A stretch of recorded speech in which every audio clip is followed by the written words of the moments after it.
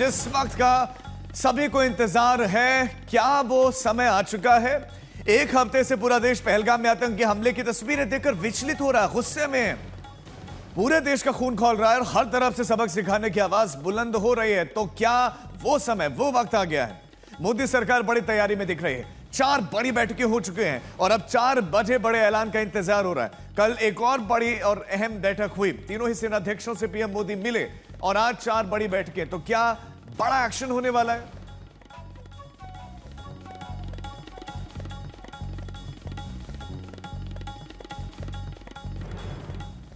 और अब इंतजार हो रहा है शाम 4 बजे का, यानी कि अब से 56 मिनट बाद बहुत बड़ा ऐलान हो सकता है। यानी कि बड़ा जो है पहलगाम हमले के बाद से भारत का क्या कदम होगा, क्या एक्शन रहने वाला है, उस कदम के बारे में जानकारी दी जा सकती है। शाम 4 बजे कैबिनेट बैठक पर बड़ी ब्रीफिंग होने वाली है। अब से 56 मिनट के बाद पहलगाम हमले के ठीक एक हफ्ते के बाद अब फुल एंड फाइनल हिसाब की तैयारियां हैं।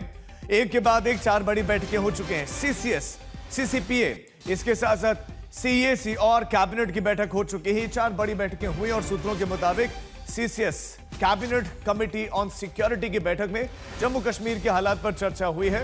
पीएम मोदी ने पहलगाम हमला और उसके बाद से जम्मू कश्मीर के सुरक्षा हालात पर बातचीत की, यानी कि अब इस बात की तकरीबन पुष्टि हो गई है कि सीसीएस की बैठक में जम्मू कश्मीर पर चर्चा हुई है।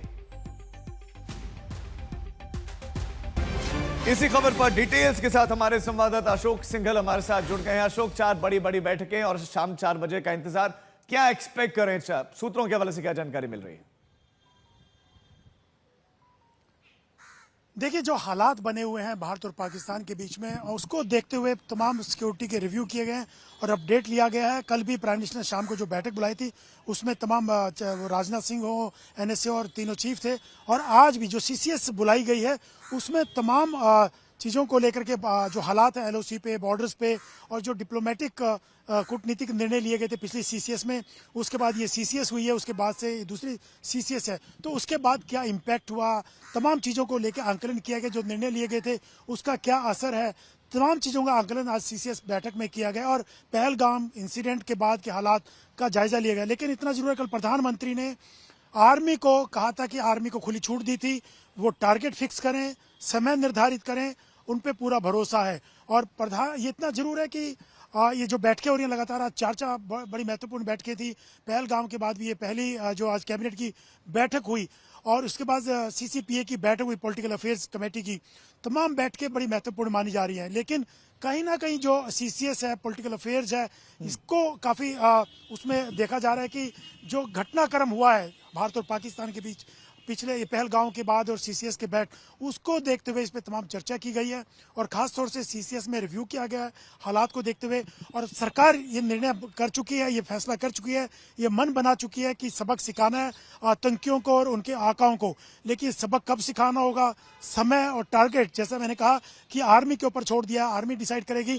लेकिन सरकार अपने इरादे, प्रधानमंत्री अपने इरादे साफ कर चुके हैं कि बख्शा नहीं जाएगा आतंकियों को, उनके आकाओं को। अब वो कब होगा, सही समय वो आर्मी तय करेगी। आर्मी के ऊपर पूरा विश्वास है, हमारी आर्मी तैयार है, मजबूत है। ये तमाम चीजें कल की बैठक में भी हुई थी। लेकिन इतना जरूर है कि उसी दिशा में तमाम चीजें हो रही हैं। जो पहलगांव की घटना हुई थी उसके बाद के जो हालात हैं उसी को देखते ये बैठकें हुई हैं। ठीक है अशोक, हम आपके पास लौटते हैं। 4 बड़ी बैठकें हुए हैं। शाम 4 बजे को ये ऐलान भी किया जाएगा, बताया भी जाएगा कि क्या कुछ वहां पर हुआ है। और कमलजीत भी हमारे साथ, हमारे संवाददाता पहलगाम से जुड़ गए हैं। एक्शन भी सुरक्षा बलों का लगातार देखने को मिल रहा है। पहलगाम में किस तरह की हलचलें हैं, क्योंकि एनआईए की टीम भी वहां पर जो है पहुंची फॉरेंसिक टीम के साथ, तो वहां क्या कुछ अपडेट्स है वहां से? देखिए, हम इस वक्त बायसारन के रास्ते खड़े हुए हैं और आपको ये बता दें कि ये रोड आवाजाही के लिए बंद कर दी गई है और खास तौर पे आगे जाके सुरक्षा बल वहां पे नजर आएंगे आपको। और क्योंकि हम उससे काफी पहले हैं, आपको ये भी बता दें कि एनआईए की टीम है वो जांच पड़ताल कर रही है। वैसे तो 22 तारीख को हुआ था और 23 तारीख से ही एनआईए की टीम ने एसोसिएट कर लिया था और उसके बाद फॉर्मली टेक ओवर कर लिया। जहां पे जो टीम है वो लगातार 2 या 3 बार चक्कर लगा रही है और हर बार कहीं ना कहीं सबूत जुटाने की पूरी मुहिम है। खासतौर पर बात करें जिस तरह से वो कोशिश कर रहे हैं, 45 जो हैं मेंबर्स हैं वो एनआईए के मौजूद हैं, उसमें से 7 डीएसपी हैं, जो आईजी, डीआईजी, एसपी हैं वो लीड कर रहे हैं। और खासतौर पे अगर हम बात करें श्रीनगर में है, पहलगाम में है, बायसारन में है, और वहां पे अगर हम बात करें फोरेंसिक की टीम है, बाकी एजेंसीज हैं वो लगातार उनकी मदद कर रही हैं। एक बात है कि स्कैन किए जा रहे हैं हर तरह के वीडियो, जिस तरह से एक किसी ने कहा कि बेताब वैली में से कोई वीडियो आया है, उसमें स्कैन किया गया, फिर बताया गया कि 2 जो लोग हैं जो कि सस्पेक्ट बताए जा रहे हैं वो एक्चुअली लोकल्स हैं और उनका कोई लेना देना नहीं है इस हमले से। तो इस तरह से जहां क्लूज आ रहे हैं, 20 लाख रुपए का जो अनाउंसमेंट किया गया है उसके बाद लगातार फोन की घंटियां बज रही हैं, जम्मू कश्मीर पुलिस और एनआईए को सूचना आ रही है, तो हर सूचना को वेरीफाई करने की बात कर रहे हैं। तो दो चीजें हो रही हैं, एक तो इंटरनेशनल बॉर्डर है, एलओसी है, वहां पे हाई अलर्ट कर दिया गया, वहां पे सख्ती कर दी गई है। दूसरी ओर हम देख रहे हैं कि पीछे के इलाके हिंटरलैंड है, वहां पे अनंतनाग, पुलवामा, आसपास के इलाके शोपिया, कुलगाम, वहां पे हमने देखा लगातार जहां पे काउंटर इंटेलिजेंस प्रोग्राम चल रहे हैं, टेरर ऑपरेशन चल रहे हैं, तो वहां पे खात्मा करने की पूरी कोशिश है, आइडेंटिफाई कर लिया गया है। और तीसरी है जो इन्वेस्टिगेशन है वो लगातार चल रही है। आप हमारे साथ बने रहे, लौटते हैं आपके पास में। सरकार दूसरी तरफ एक्शन मोड में दिख रही है, अभी बैठकों का दौर देखने को मिल रहा है। हमारे साथ हमारे संवाददाता मंजीत नेगी इस पर ज्यादा जानकारी के साथ जुड़े हैं। मंजीत, इतना तो तय है कि एक्शन होगा, कब होगा, कहां पर होगा? ऑब्वियस है कि वो सार्वजनिक सरकार कभी करेगी भी नहीं, लेकिन जो बैठकें हो रहे हैं क्या ये बताता है कि होने वाला है कुछ ना कुछ और बहुत जल्द? राजीव, कल से लेकर आज तक की जो बैठकें दिल्ली में हुई हैं, कल जिस तरह से तीनों सेना प्रमुखों, सीडीएस के साथ बैठक हुई और आज कैबिनेट की अलग अलग जो सब कमेटियां हैं, cabinet committee on security, cabinet committee on parliament affair और कैबिनेट कमेटी इकोनॉमिक अफेयर, ये सारी बैठकें दिखाती हैं कि ये सामान्य हालात की बैठकें नहीं हैं। ऐसी बैठकें बहुत बड़े फैसले को लेकर होती हैं, जब देश के सामने कोई बड़ा संकट हो, युद्ध के हालात हों, ऐसे बड़े मौक़ों पर इस तरह की बैठकें होती हैं। और ये सरकार की तैयारी को, सरकार के कमिटमेंट को दिखाती है कि वो किसी इस मामले को लेकर प्रधानमंत्री नरेंद्र मोदी कितने गंभीर हैं। वो इन सारी चीज़ों को लेकर, चाहे थोड़ी देर आज की बात करें तो एनएसएबी जो नेशनल सिक्योरिटी एडवाइजरी बोर्ड का रिवैम्प करना है, तो ये सारी चीज़ें दिखा रही हैं कि सरकार बहुत जल्द और बहुत कारगर कार्रवाई पाकिस्तान के कब्जे वाले कश्मीर में बैठे आतंकी और उनके सरगना, न सिर्फ पीओके बल्कि राजीव पाकिस्तान के अंदर जिस तरह की चाहे हाफिज सईद को लेकर कार्रवाई की बात हो, और जब सेनाओं को ये कहा जाता है कि उनके पास फ्री हैंड, तीनों सेनाओं को फ्री हैंड दिया जाता है, तो फ्री हैंड युद्ध के हालात की तरह दिया जाता है कि जब सेनाओं को कहा जाता है कि वो अपने हिसाब से तय करें कि किस तरह से दुश्मन देश के खिलाफ कार्रवाई करनी है। यहाँ पर पाकिस्तान में बैठे जो आतंकी सरगना है वो दुश्मन है और उनके खिलाफ भारत की तीनों सेनाओं ने युद्ध छेड़ना है। जी मंजीत, एक बार फिर से बोर्ड से संबंधित मैं जानकारी जानना चाहूंगा कि ये जो बोर्ड एग्जैक्टली उसका कार्य क्या होगा? Rajiv, national security advisory board NSA Doval और एनएससीएस के अंदर में सीधे एनएसए और प्रधानमंत्री को राष्ट्रीय सुरक्षा के जो बहुत महत्वपूर्ण मुद्दे हैं, जो हालात इस वक्त बने हुए हैं राष्ट्रीय सुरक्षा से जुड़े, उसमें किस तरह के सैन्य चुनौतियां भारत के सामने होंगी अगर कोई बड़ा ऑपरेशन होता है, युद्ध के हालात बनते हैं, वैसे उस हालात में क्या चुनौतियाँ होंगी, उसको निपटने के लिए देश के बाहर और देश के अंदर किस तरह से उसको निपटा जाएगा। इन सारे महत्वपूर्ण मामलों में एनएसएबी के जो मेंबर हैं वो एक राय बनाते हैं, उस पर एक नोट तैयार करके और एक एडवाइस दी जाती है कि ऐसे मुद्दों पर सरकार को किस तरह से कदम आगे बढ़ाने चाहिए। बहुत अनुभवी लोगों को मौका दिया गया है। रॉ और एनटीआरओ की जो पूर्व चीफ है आईपीएस आलोक जोशी, उनको इसका चेयरमैन बनाया गया है अगले 2 साल के लिए।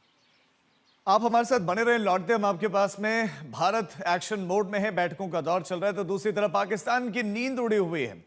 कल प्रधानमंत्री ने सेना को खुली छूट दी और इसके 9 घंटे के बाद आज लगभग जो है कल रात को लगभग 2:30 बजे पाकिस्तान के सूचना मंत्री भी जाग गए, प्रेस कॉन्फ्रेंस करने लगे, रोना गाना शुरू कर दिया और पाकिस्तान के सूचना मंत्री तराब ने भारत के हमले की तारीख तक बता दी।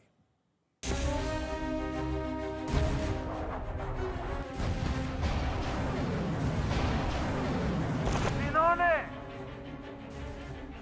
ये हमला किया है, उन आतंकियों को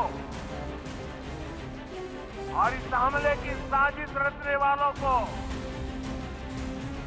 उनकी कल्पना से भी बड़ी सजा मिलेगी। पहलगाम हमले पर एक्शन में भारत। दिल्ली में बैठक पर बैठक हो रही है, सेना को खुली छूट दे दी गई है, फाइनल प्लान तैयार है। कल फौज के साथ बैठक में पीएम मोदी ने सेना को खुली छूट दे दी। सेना को वक्त और टारगेट तय करना है। प्रधानमंत्री मोदी ने कल शाम 5:30 बजे रक्षा मंत्री, एनएसए, सीडीएस और तीनों सेना के अध्यक्ष के साथ मीटिंग की। सूत्रों के मुताबिक प्रधानमंत्री ने इस बैठक में पहलगाम हमले पर एक्शन के लिए सेना को खुली छूट दी। अब सेना वक्त तय करेगी, टारगेट तय करेगी और हमलावरों को सबक सिखाएगी। पीएम की हुंकार से पाकिस्तान की ऐसी नींद उड़ी कि रात 2:30 बजे पाकिस्तानी सूचना मंत्री तरार को प्रेस कॉन्फ्रेंस करना पड़ा। देश को बताना पड़ा कि भारत 24 से 36 घंटे में हमला कर सकता है। रात 2:30 बजे पाकिस्तान में दहशत का पुराना कनेक्शन। पुलवामा हमले के बदले के लिए भारत ने रात 2:30 बजे का वक्त ही चुना था। रात 2:30 बजे ही सेना ने बालाकोट में एयर स्ट्राइक की थी। हिंदुस्तान के संकल्प पर पाकिस्तान की कपकपी छूट रही है। पाकिस्तान के रक्षा मंत्री का हलक हमले के डर से सूख रहा है। पाकिस्तान की डिप्टी पीएम के पसीने भी छूट रहे हैं। पाकिस्तान के रेल मंत्री का खौफ तो कुछ ज्यादा ही तेज रफ्तार ले चुका है। इस वक्त पूरी की पूरी पाकिस्तानी हुकूमत दिन और घंटे गिन रही है। एक मंत्री कहता है 2 दिन में हमला होगा, दूसरा मंत्री कहता है 24 से 48 घंटे में हमला होगा। अभी एक चिंगारी भी नहीं छूटी है और पाकिस्तान के छक्के छूटने लगे हैं। लेकिन डर और खौफ के इस दौर में भी पाकिस्तान की बदनीयती कम नहीं हो रही। संयुक्त राष्ट्र सुरक्षा परिषद में पहलगाम हमले पर निंदा प्रस्ताव आया। आतंकी संगठन टीआरएफ के हमले में हाथ होने की निंदा की गई, लेकिन पाकिस्तान प्रस्ताव से टीआरएफ का नाम हटाने पर अड़ गया। अब जरा सोचिए, जो मुल्क एक आतंकी संगठन की खुलेआम हिमायत पर उतर आए, जिसे एक आतंकी संगठन की निंदा होने से बेचैनी होने लगे, उस मुल्क का इलाज आखिर क्या हो सकता है? मंजीत नेगी, दिल्ली आज तक। भारत की जोरदार तैयारी और बड़े एक्शन की आशंका को देखकर पाकिस्तान डर गया है। उसकी सेना और वायुसेना दोनों में बेचैनी है। अब हाल यह है कि पाकिस्तानी वायुसेना ने अपने ऑपरेशन में 50% की कमी कर दी है। जी हां, अपने ऑपरेशन 50% कम किया। सिर्फ जरूरी सैन्य उड़ानें ही इस समय चल रही हैं। पाक वायुसेना का मकसद दरअसल यह है कि इस मौके पर जब भारत कुछ भी कर सकता है, तब आसमान में किसी भी तरह का कोई भ्रम ना हो। उधर पाकिस्तान की थल सेना इतनी ज्यादा डर गई है कि जगह जगह पर बिना उकसावे की वो फायरिंग कर रही है। पाक की थल सेना ने कई जगहों पर सीज फायर का वायलेशन किया, उल्लंघन किया है। 20 पोस्ट पर फायरिंग की खबर है।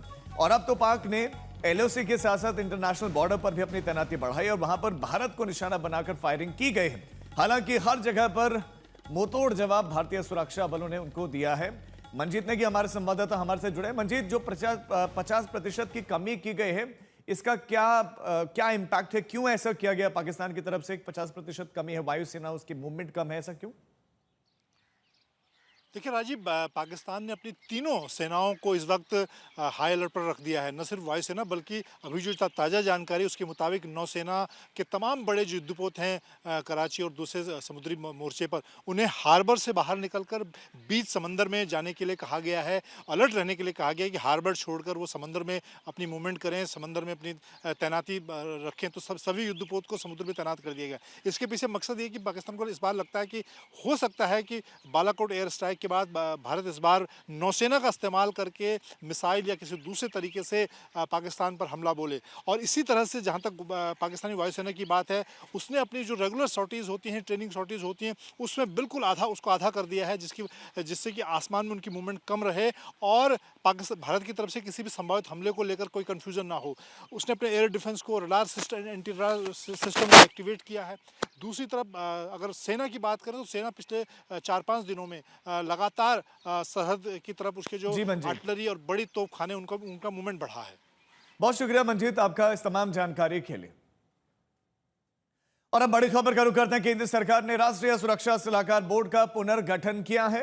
पहलगाम हमले के बाद से सरकार ने बड़ा फैसला लिया है। पूर्व RWA चीफ आलोक जोशी इस बोर्ड के प्रमुख होंगे और पाकिस्तान से जारी तनाव के बीच में ये बहुत महत्वपूर्ण एक खबर है।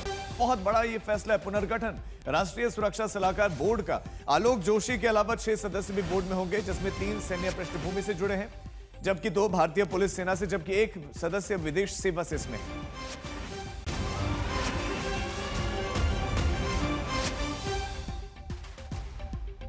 तो राष्ट्रीय सुरक्षा सलाहकार बोर्ड का गठन ये बहुत बड़ी तैयारी की ओर इशारा करता है। और आलोक जोशी, जो कि पूर्व रॉ चीफ रहे हैं, वो उनको कमान दी गई है। पाकिस्तान से जारी तनाव के बीच में ये बहुत महत्वपूर्ण और बहुत बड़ा फैसला है। पूर्व रॉ चीफ आलोक जोशी को ये जिम्मेदारी दी गई है और पहलगाम हमले के बाद ये निर्णय लिया गया है। सलाहकार बोर्ड है